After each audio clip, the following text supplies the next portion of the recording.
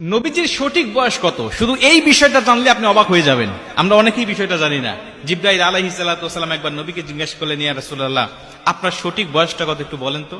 নবীজি বলছে, আমার বয়সের কথা থাক, পরে বলি, আগে তোমার বয়সটা কত একটু বলো।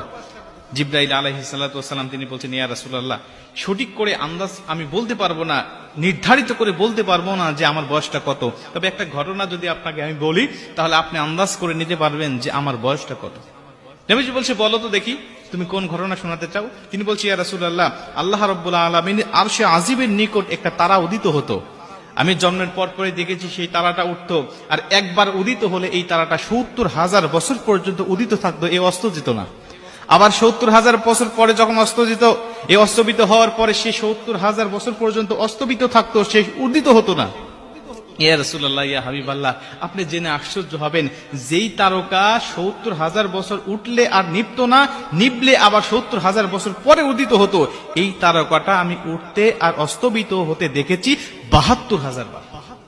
আমরা অনেকেই এই ঘটনা শুনলে পরে অবাক হয়ে যেতাম, আরে তাহলে এত বয়স তার, জিবরাইল আলাইহিস সালাতু ওয়াস সালামের এত বয়স, যে ৭০,০০০ বছর পর যেই তারকা উদিত হয়, আবার ৭০,০০০ বছর পরে যেই তারকা অস্তবিত যায়, এই তারকা নাকি উদিত হতে আর অস্তবিত যেতে সে দেখেছে ৭২,০০০ বার। তাহলে কত লক্ষ হাজার বছর বয়স তার। কিন্তু নবীজি কোনো বিচলিত হলেন না, নবীজি আশ্চর্য হলেন না। নবীজি স্বাভাবিকভাবে থেকে মুস্কি হাসি দিয়ে ডাক দিয়ে বলছে, জিবরাইল, ওই তারকা কি আজও তুমি দেখতে পাও? জিবরাইল বলছে, ইয়া রাসূলুল্লাহ, না, আমি আর দেখতে পাই না। নবীজি বলছে, ওই তারকাটা অন্য কেউ নয়, ওই তারকাটা ছিলাম আমি নবী, আমি নবীর নূর সেখানে উদিত হতো।